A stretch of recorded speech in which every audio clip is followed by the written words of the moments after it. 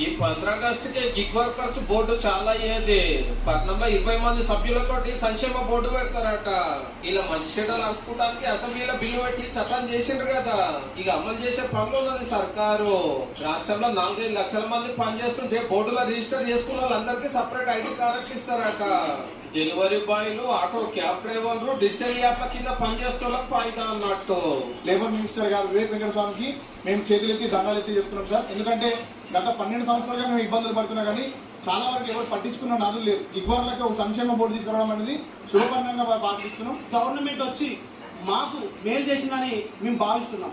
దీనికి మా గౌరవ ముఖ్యమంత్రి రేవంత్ రెడ్డి గారికి, వివేక్ వెంకటస్వామి గారికి ప్రత్యేక కృతజ్ఞత తెలుపుకుంటున్నాను. మున్పు ఇష్టం వచ్చినట్టు జీతాలు కటింగ్ చేసుడు, ఆర్డర్ మీద కమిషన్ తగ్గించుడు, ఎక్కువ గంటలు పని చేయించుడు, క్వశ్చన్ చేస్తే కొలువులోకి వెళ్ళి తీసేసుడు చేస్తుండే.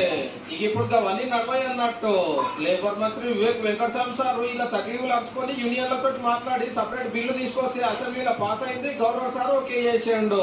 ఆ చట్టం ప్రకారం కంపెనీల బిజినెస్ కెళ్ళి నోటికి రూపాయికి ఇచ్చి ₹2 దాకా వెల్ఫేర్ ఫీజు తీసుకుంటారు. పైకతో వీళ్ళకి ఇన్సూరెన్స్ ఏదైనా ఆపద వస్తే పైసా సాయం చేస్తారట. టోటల్ సంవత్సరం ఆదాయం మీద 1 to 2% కేటాయించాలి.